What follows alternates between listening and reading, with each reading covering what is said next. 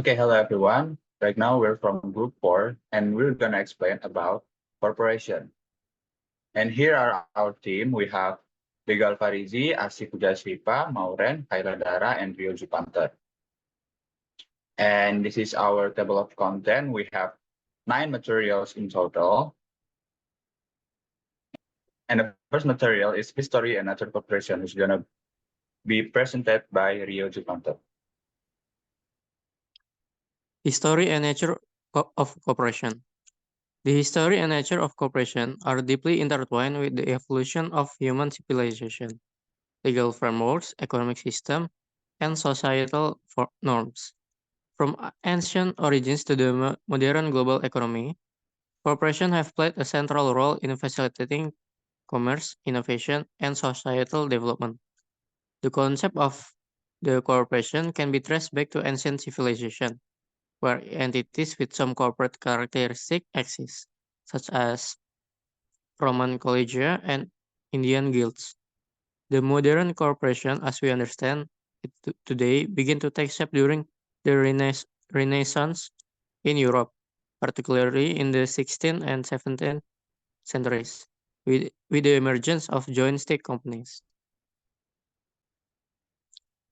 Corporations are vital engines of economic growth and development, enabling individuals to pool capital and resource, facilitating large-scale investment in productive activities, and contributing to the efficient allocation of resource in market economies.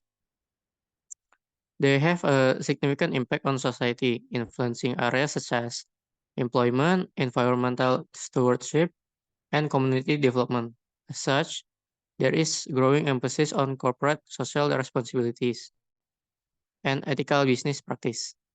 Corporations operate across national borders, necessitating international standards for corporate governance and accountability, and efforts to harmonize regulation and promote transparency aim to ensure that corporations operate responsibly in a globalized economy.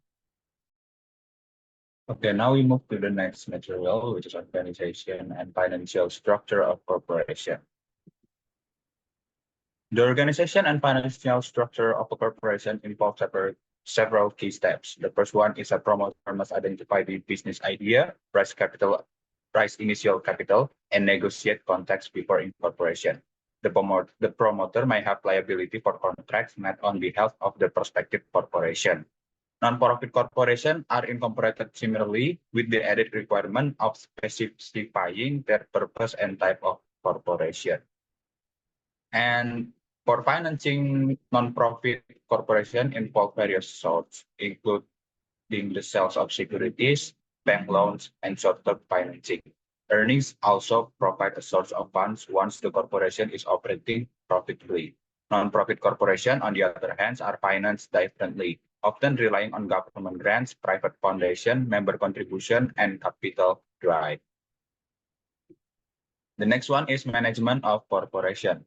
The management of a corporation is typically handled by a board of directors, which is elected by shareholders. The board delegates management responsibilities to officers and committees, ensuring that the corporation is managed prudently and in line with its objective. In for-profit corporation, the primary objective is to maximize profit and shareholders' gains, while in non-profit corporation, the objective is to achieve the corporation missions and goals. Directors and officers for both for-profit and non-profit corporation have fiduciary duties to the corporation, including acting within their authorities, exercising due care, and acting with loyalty. They are responsible for managing the corporation in a way that aligns with the objective and powers. In for-profit corporation, the board of directors is responsible for ensuring that the corporation is managed to maximize profit and shareholder gains. In non-profit corporation, the board is responsible for ensuring that the corporation is managed to achieve its mission and goals. The next is shareholders' rights and liabilities.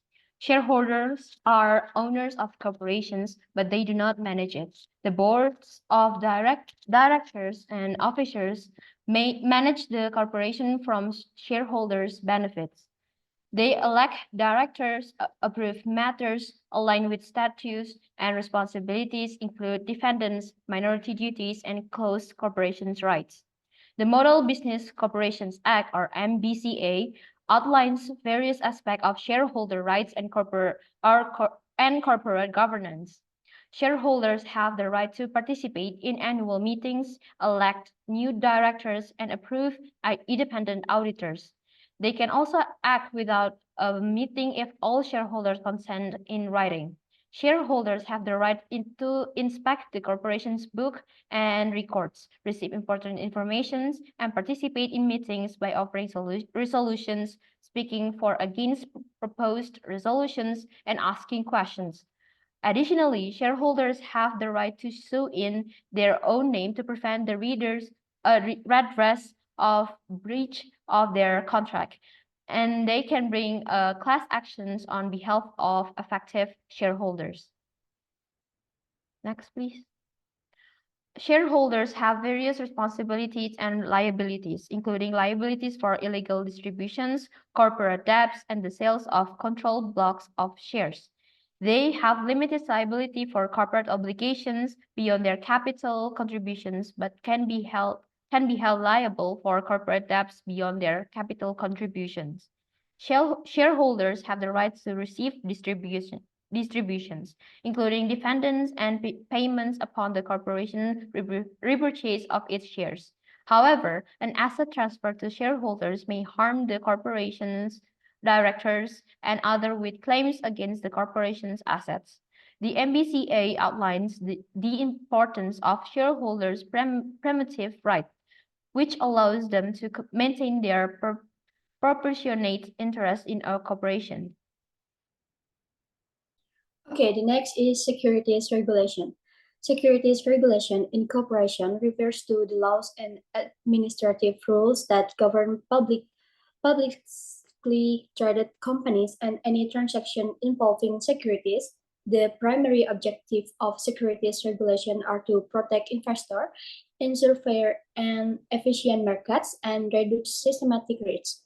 The Securities and Exchange Commissions is an independent regulatory agency responsible for ensuring adequate disclosure to facilitate informed investment decisions by the public.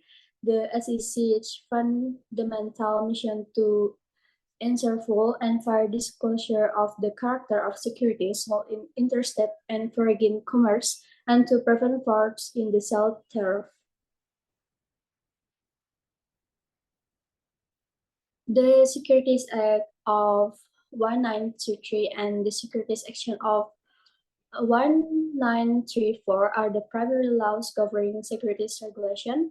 The Securities Act of 1933 requires registration of new securities issues, while the Securities Action of Act of 1934 regulates the secondary market by requiring companies to file annual and periodic reports and disclose information about proxy solicitation, violation of the Test Act, and result in fines and imprisonment. Additionally, the Foreign Corrupt Practice Act prohibits the misuse of corporate funds, mainly by bribing first officials and insider trading by corporate insiders who have access to confidential information.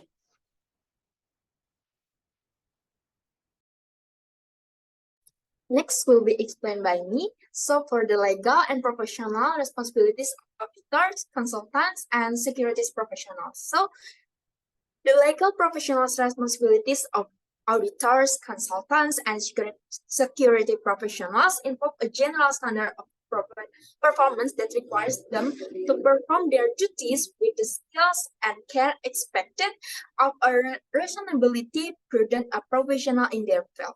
So this includes acting diligently and following professional standards such as GAAP or GAAP for accountants and investment analysts, and portfolio theory for investment advisors.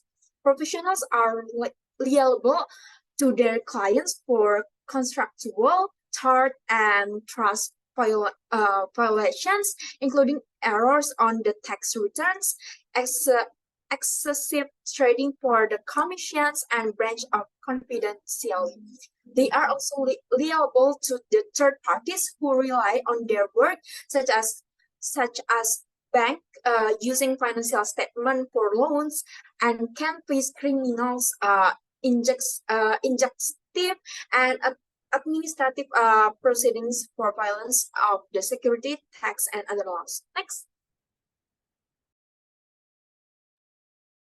Yeah, to limit the liability, professionals can incorporate or form a limited liability partnership which offer tax benefits but do not shield them from the liability for their own misconduct. Auditors' opinions and liability are also important consideration as auditors are liable for ordinary skill and care even if they are issue qualified opinions. Disclaimers are adverse opinions. So the professional client's privilege, similar to the attorney client privilege, protects the confidence communication between the professional and the client. So ensuring the effective fulfillment of the duties and safeguarding working papers from this discovery in the lawsuit. Next. Nah, next study case we are over the study case from the Scopus Journal. So for the case overview, this is the case about the separation of the ownership and the control. So what is the problem? The problem is management is often freed from the effective discipline by the stakeholders, which can lead to decisions that do not prioritize the shareholder well. So the legal response towards this case is court and legislators impose the fiduciarity that is on the management to protect the shareholders. So duty of the care. So the scope requires the directors and officers to act in the good faith in the best interest of the corporation and with the care of the ordinary prudent person. So for the evaluation, the duty of the care allows it in the scene as the minor of the importance due to other mechanism like proxy, context takeovers or market competition and executive compensation, which not only incentive the good management performance. So liability for benching the duty of the care is rare, and the prevalence of liability ensures diminishes the direct effect. So next, maybe will be explained by Dega.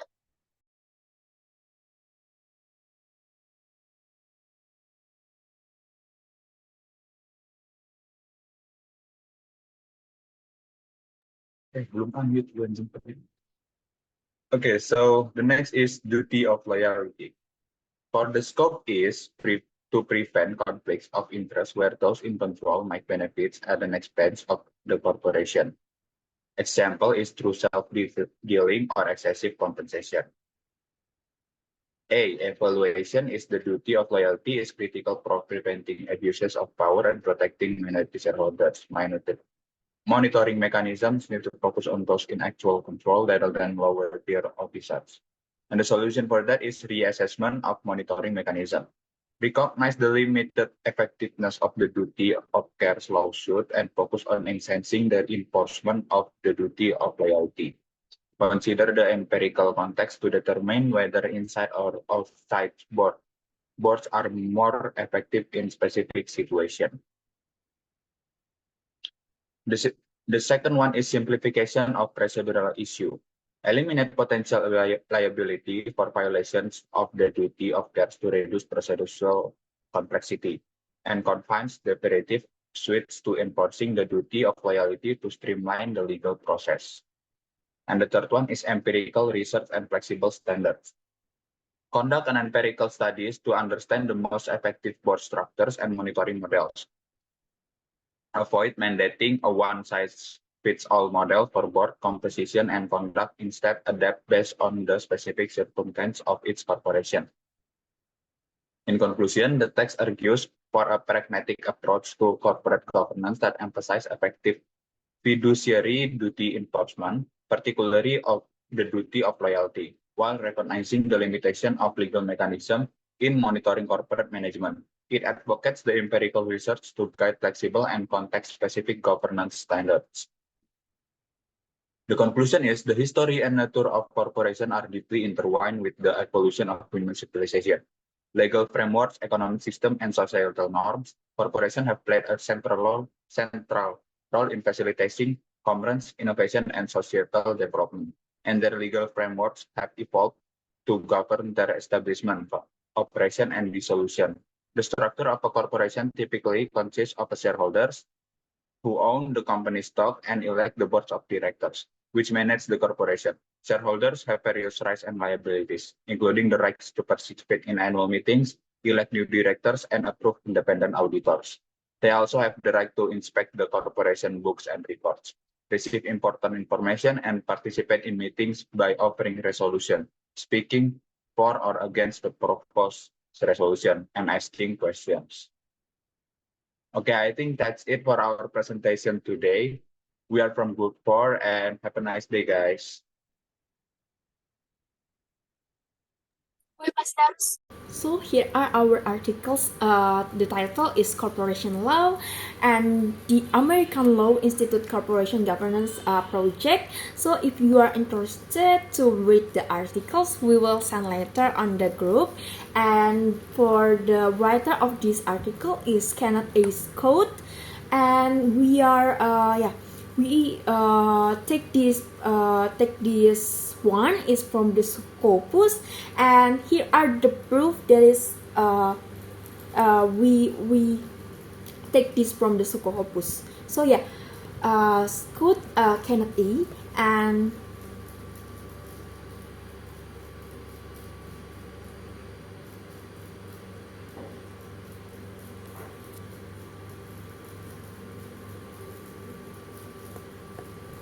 if we scroll down, so yeah, this is our article. So yeah, we truly take it from the Scopus, and thank you so much, guys.